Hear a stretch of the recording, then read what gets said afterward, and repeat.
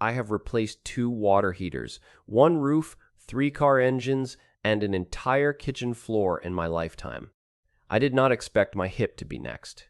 The surgeon, a young man named Dr. Leonard, who looked to be in his early 40s and spoke with the quiet confidence of someone who had done this procedure 800 times, told me that a hip replacement at 78 was, in his words, very routine. He said it, the way people say minor surgery when it isn't their body on the table.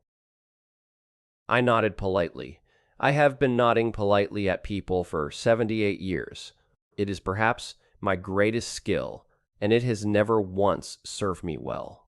Welcome to Dad's Raw Revenge. Get settled because this one is going to take you somewhere. Drop a comment and let me know where you're watching from. Hit that like button and make sure you're subscribed.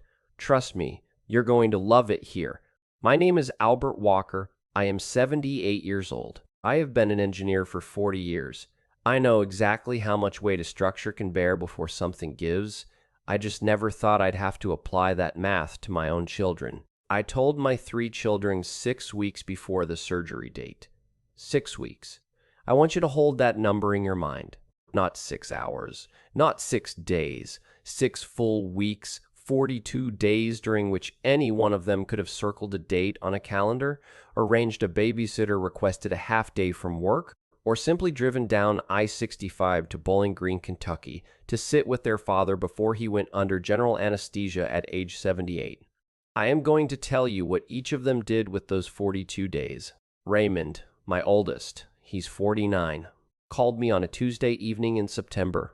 I could hear the television in the background, some kind of sports program, and the particular quality of his attention that told me he was also scrolling his phone.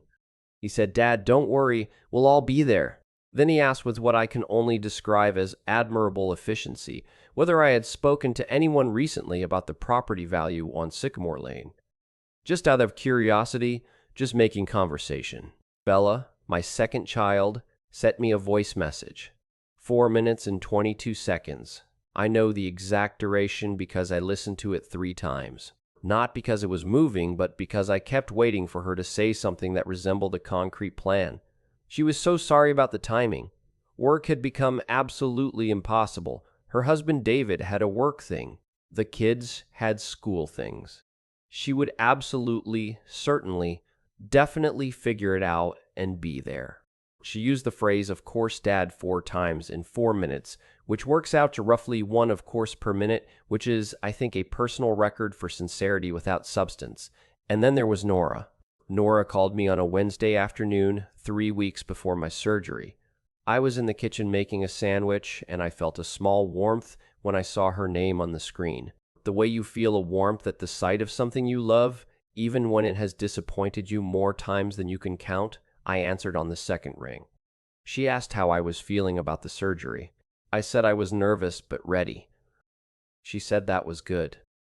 Then she paused. A very particular kind of pause that I have known since she was 19 years old. And she said she was actually in a bit of a situation. Her rent was short this month. Could I help her out? She is 30 years old. I said, yes, of course, because I am her father and I have always said yes. I transferred the money from my phone while she was still on the call. She said, "Thanks, Dad. Feel better," and hung up. She did not come to the surgery. She did not call during the surgery. She did not, to the best of my knowledge, think about the surgery at all after she received the money. I want to pause here and tell you something about the morning of my operation, because it is important and I have not told anyone. I woke up at 5:15 a.m. in my house on Sycamore Lane. The house was quiet in that particular way, that large houses are quiet when only one person lives in them. Not peaceful exactly, but the kind of quiet that has a shape to it. A weight. I made coffee. I wouldn't be allowed to drink. I sat in my chair by the window. The sun was coming up over the tree, painting everything in that thin Kentucky gold that you only get in October. And I sat there and I thought, if something goes wrong today, the last conversation I had with my youngest child was her asking me for rent money. I thought about that for a while. Then I ordered a ride to the hospital. I checked myself in and handed my phone to a nurse named Gloria to hold during the procedure. They kept me for 13 days. Hip replacement recovery is no small thing, regardless of what Dr. Leonard and his endless calm would have you believe. There is pain that introduces itself to you in the night like an unwelcome house guest. There is the indignity of a walker, of a bedpan, of needing assistance to do things that you have done alone since you were 2 years old. There is a specific kind of loneliness that only exists in hospital rooms. Not the loneliness of solitude, which I have made my peace with, but the loneliness of being surrounded by beeping machines and fluorescent light and the distant sounds of other people's families, and having no one in the chair beside your bed. That chair, I looked at it every day. It was blue vinyl, slightly crooked on its left leg so that it tilted just barely to one side. I memorized that chair the way you memorize a scar. Raymond called on day 2 and day 5. Day 2, he asked how I was feeling. Day 5, he asked whether I had a filing system for my financial documents because it might be good to get organized, Dad, at some point. No rush. I told him my documents were perfectly organized. I have been an engineer for 40 years. Every document I have ever owned is labeled, dated, and filed in a cabinet in my study. Bella called every day from day 1 through day 6. Which sounds devoted until you understand that each call lasted approximately 4 minutes and consisted almost entirely of reasons she had not yet come and promises about when she would. The reasons were creative. I will give her that. Traffic, a stomach bug that turned out not to be a stomach bug, a school play that turned out to be a rehearsal, not the actual play, a work deadline that shifted. So many excuses. On day 7, she called and said she was definitely coming on day 9. On day 9, she did not come. She sent a text that said, "Dad, I'm so sorry. Something came up. I'll explain everything. Love you." I read that text. I set my phone down on the blue bedside table. I looked at the blue vinyl chair, and I felt something shift inside me. Not dramatically, not with tears or rage or any of the emotions you might expect, but quietly. The way of foundation shifts, slow and certain and permanent. Nora did not call once after the money was transferred.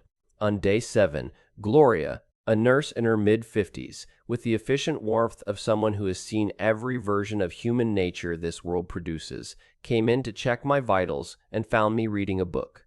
She glanced at the empty chair. She looked at me. She said very gently, "Do you have family, Mr. Walker?" I said yes. I smiled when I said it. She nodded slowly, the way people nod when they understand something you haven't said, and finished checking my blood pressure. Before she left, she squeezed my hand once, just once, and said, "You press that call button anytime." Okay, I have thought about that hand squeeze every day since. On day 13, Dr. Leonard signed my discharge papers, pronounced my recovery excellent, and shook my hand. A volunteer wheeled me to the exit in a mandatory wheelchair. Hospital policy, they said, which I found both touching and absurd. I called an Uber from the curb. The driver was a young man named Tyler who asked if I'd had a good stay. I told him it was a hospital. He laughed. We drove the 20 minutes to Sycamore Lane in comfortable silence, which is the best kind of silence, the kind you choose. He helped me to my front door with my bag. I thanked him. He nodded once, the way young men nod when they don't quite know what they're looking at, but sense something. And he walked back to his car. I stood at my own front door for a moment before going in. I don't know exactly why. My hip was aching.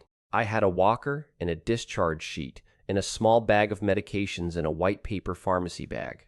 There was no logical reason to stand on my own porch like a man waiting to be let in, but I stood there. Just for a moment looking at the door I had hung myself in 1989.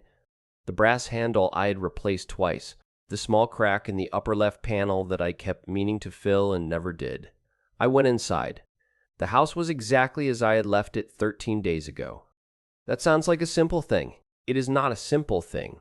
When you live alone and you leave for 13 days and you come back and the house is exactly as you left it, it means no one came. Not to water the plant on the kitchen windowsill, not to check the mail stacking up in the box by the door, or simply be present in the space where you live. No one came. I set my bag down. I moved slowly through the kitchen, the way you move when your body has been through something and is still negotiating the terms of recovery. I filled the kettle. I set it on the stove. I stood at the kitchen window and looked out at the backyard, the rose bushes along the south fence, the oak tree, the wooden bench I built 20 years ago that has survived every Kentucky winter since. Everything exactly as I left it.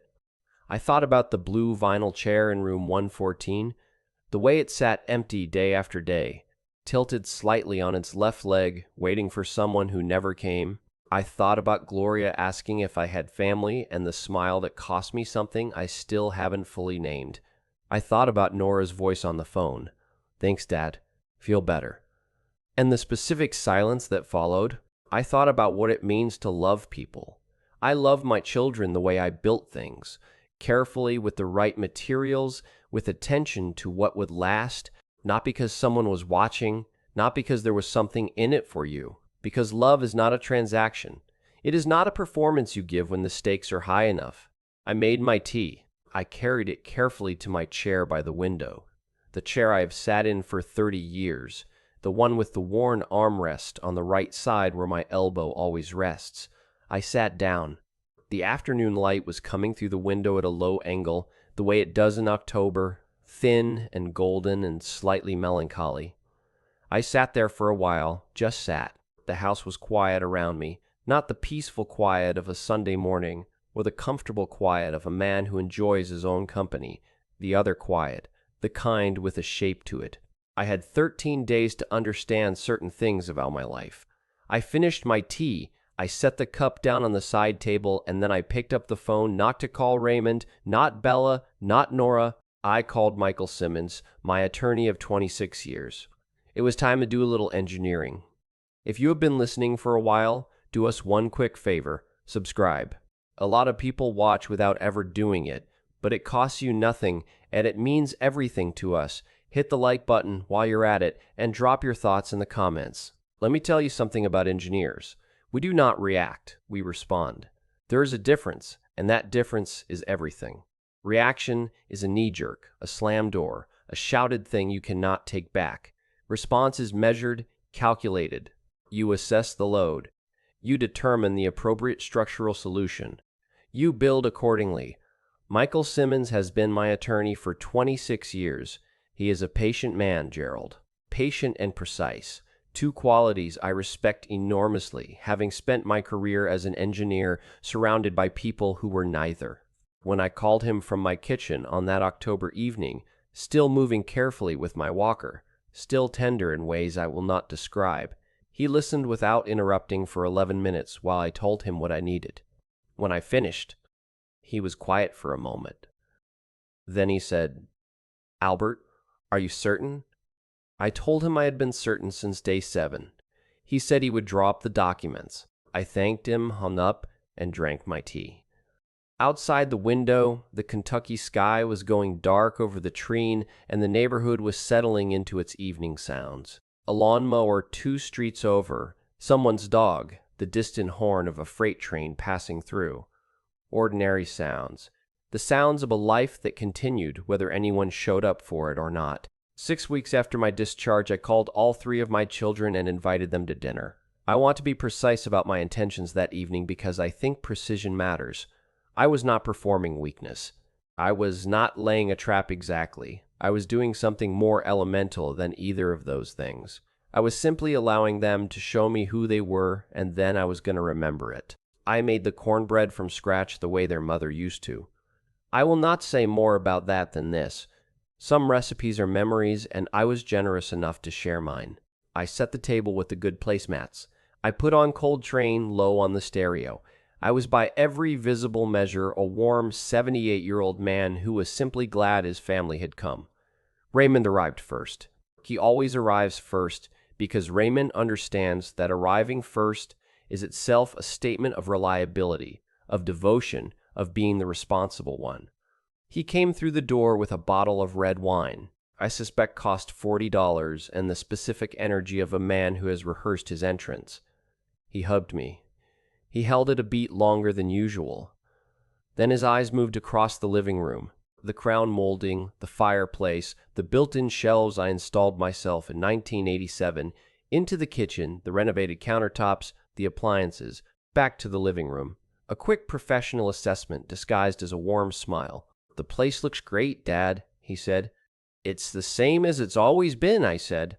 "I know. It looks great." Bella is essentially on time. She came in breathless, a store-bought peach cobbler in her hands, the gesture of a woman who knows she owes more than a cobbler, but hopes a cobbler will do. She hugged me for a long time. I could feel her relief at finding me upright and functional. Then she sat down, and with the careful architecture of someone who has been rehearsing for 6 weeks, she began to explain the hospital. I will not recount it in full because it does not deserve the dignity of full recounting. There were references to a stomach bug, to David's work schedule, children's school calendars, to a plumbing issue that I am confident did not exist. She used the phrase "I felt terrible about it" 3 times, which is always interesting because people who feel terrible about things usually move heaven and earth not to do those things. I listened to every single word with the patience of a man who has spent 40 years reading engineering reports, which is to say, I absorbed the information without reacting to it, filed it accurately, and drew my own conclusions in private. I told her I understood completely. She exhaled. I passed the cornbread. Nora arrived last 38 minutes after the stated dinner time, wearing the expression she has worn since adolescence, a kind of preemptive boredom, as though life is a waiting room, and she is always hoping for somewhere better to be. She kissed me on the cheek. She sat down. She did not mention the hospital. She did not mention the money. She picked up her fork and asked what was in the pot. She checked her phone twice before the meal was half over. I watched all 3 of them. The way Raymond kept glancing at the bookshelves, the way Bella laughed a little too readily at everything I said, the way Nora ate with the specific contentment of someone who has no idea they are auditioning for something. Then I set down my fork. I had been meaning to mention something I said since the surgery. It got me thinking. The table adjusted. Subtle. A shift in posture, a slight focusing of attention. But I am an engineer. I noticed load-bearing changes. At 78, I said, it doesn't hurt to get your affairs in order. I've been working with Michael on some things, just making sure everything is where it needs to be when the time comes. Then Raymond said very carefully, "That sounds very sensible, Dad." Bella said, "Of course. That's so responsible." I picked up my fork and said, "More cornbread." What happened next unfolded over the following months with the slow inevitability of something you have engineered properly. Raymond began calling every Sunday at 10 a.m. Not 10:15, not 9:50, 10:10, precise as a measurement. He asked about my health, my appetite, my sleep, my knee, my hip. "Raymond, I had hip surgery." And after 15 minutes of devoted son performance, he would find a way to mention very naturally some question about the house. Had I thought about a reverse mortgage? Had I spoken to a financial advisor lately? Was I keeping up with the property taxes? Just practical things. Just thinking ahead, Dad. Bella began appearing on Thursdays with groceries. Actual groceries. Not gas station flowers and a box of crackers, but real considered groceries. The brand of coffee I drink, the particular wheat bread soup she knew I liked. She was warm and helpful and genuinely pleasant company, and sitting across from her in my kitchen on those Thursday afternoons, I felt something I had not expected to feel. Grief. Not for what was happening now, but for what could have been happening all along. For the version of Bella who might have shown up on day 3 or day 6 or even day 10, any day, one single day out of 13, and sat in that blue vinyl chair and just been there, that Bella, the one with groceries and genuine attention. She was right here all along. I drank my coffee and talked with her about the grandchildren and her garden, and I was as always warm. Nora even texted short messages, grammatically approximate, but messages. "Hey Dad, how are you? And cold out there. Stay warm." And once memorably a photograph of a sunset with no accompanying text whatsoever, which I think was her version of poetry. I responded to all of them with full sentences and appropriate punctuation. Because I am 78 and I was raised right, They called, they visited, they performed the devotion they should have offered freely, now offered as an investment. I accepted every visit. I cooked. I laughed. I asked about their lives. I never mentioned the hospital. Not once.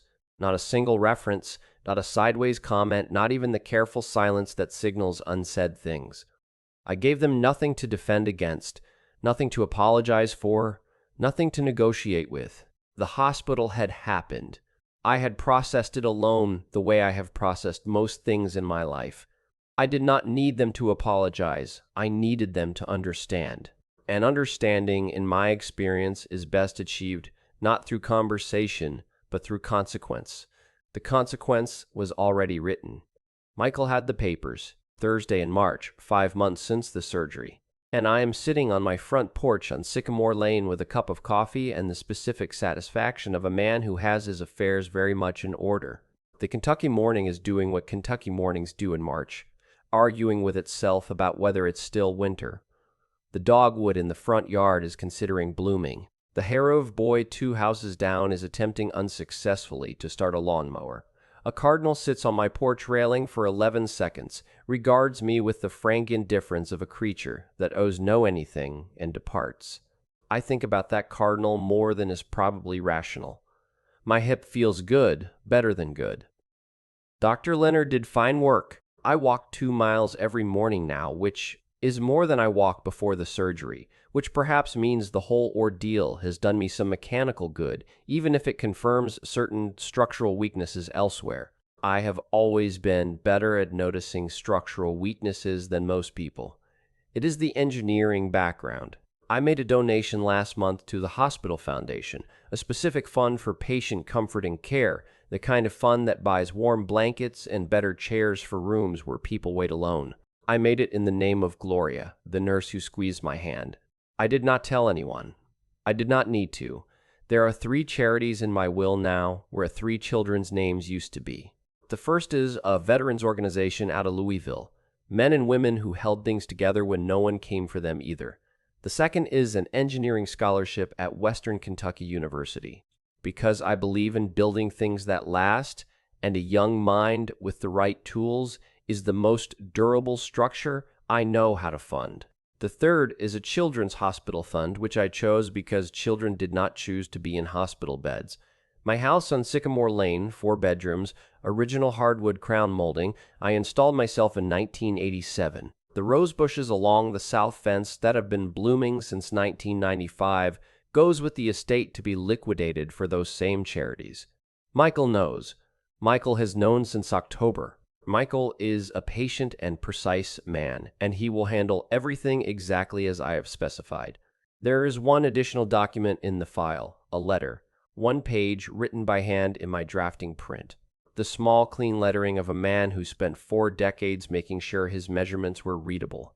It is addressed to Raymond, Bella, and Nora to be opened after. I will tell you what it says. It says this: by the time you read this, you will have questions.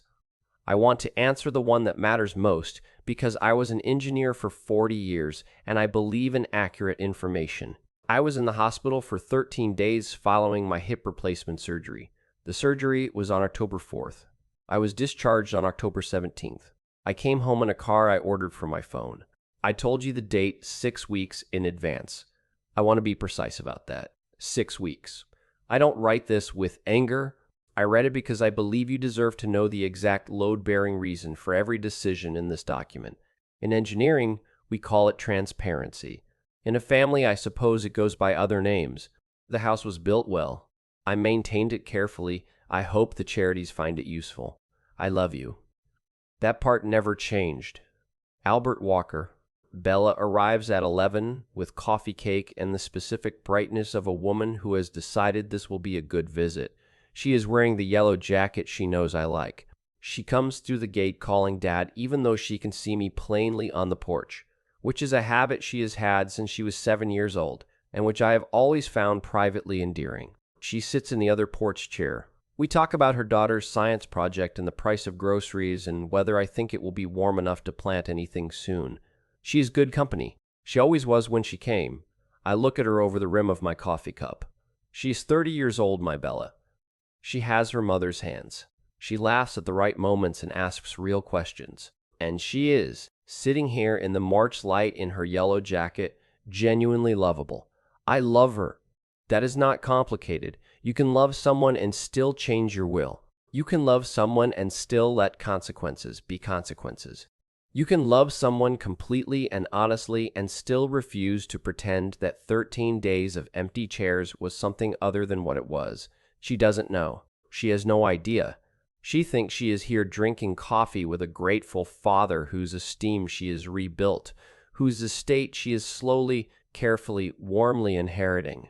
She thinks the Thursday groceries and the Sunday calls in the yellow jacket have been working, and in the ways that matter, the human ways, the father ways, they have. They gave me back a version of my children I had stopped believing existed.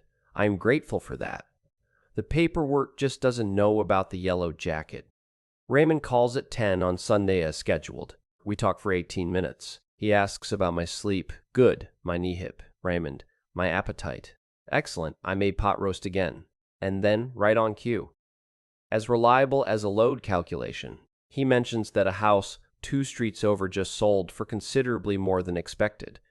Just interesting, he says. Just something he noticed. Just thinking about the market, Dad. I say. Anyway, he says, I just want you to know we're all here for you, whatever you need. I look out my window at the dogwood, which has made its decision and is beginning to bloom, right on schedule, whether anyone asked it to or not. I know you are Raymond, I say. I know. Nora calls on a Tuesday. This is unprecedented. She calls and she asks without preamble whether I want to get lunch sometime. Just the two of us.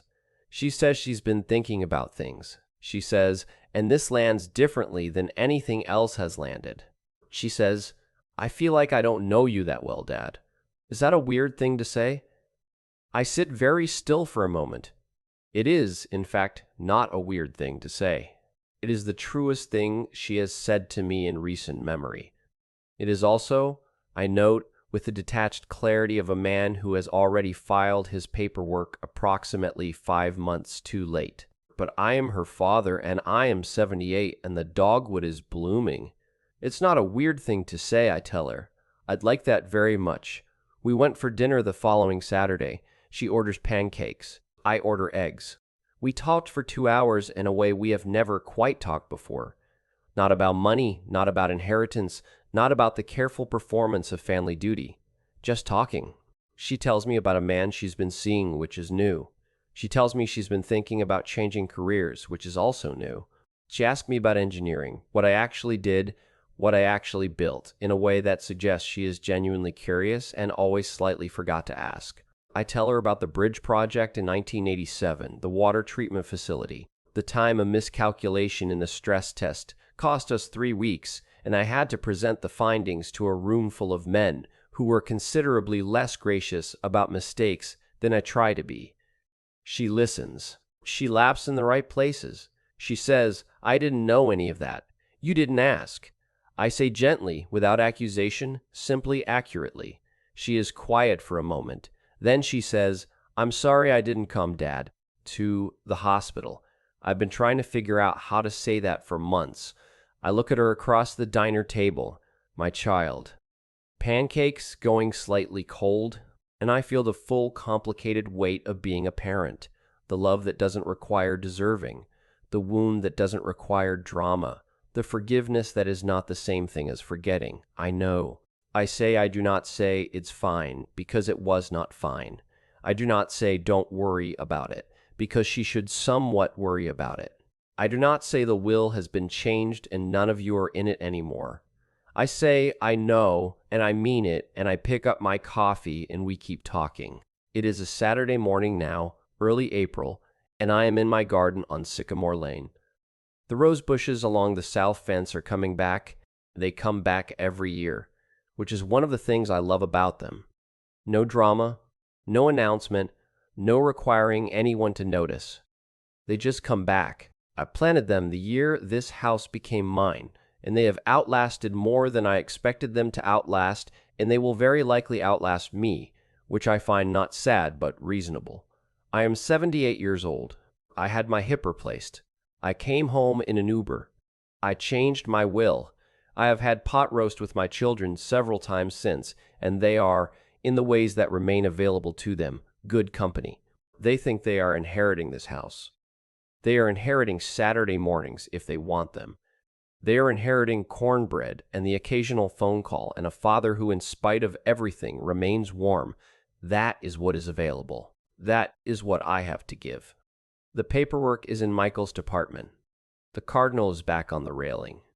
Same one maybe? Probably not. Either way, he's regarding me with that frank, regal indifference.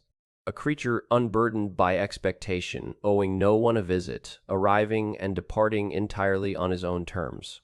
I raise my coffee cup at him. Morning, I say. He stays for 9 seconds, then he's gone. I go back to my rose bushes. The thing about engineering, the thing that people who haven't done it often don't understand, is that the most important work is invisible. It's the calculation before the pour, the stress test before the build, the measurement that looks like nothing until the structure stands for 50 years, and everyone has forgotten to wonder why. I built my house well. I maintained it carefully. I planned everything, documented everything, filed everything in labeled folders in a cabinet in my study. When the time comes, Michael will open a file, make some calls, and everything will go exactly where I decided it should go. In October, sitting in my kitchen with a cup of tea and a walker and 13 days of clear information about the people I had raised, in engineering we call it a sound structure. My children, God love them, will call it something else entirely, but I will not be there to hear it. And somehow, sitting here in the April morning with my coffee and my rose bushes and the ghost of a cardinal on my railing, that is the least troubling thought I have had in a very long time. The will is written. The rose bushes are blooming. Everything is exactly where it needs to be. If you enjoyed this story, hit that like button, subscribe, and share your thoughts in the comment below. I will see you on the next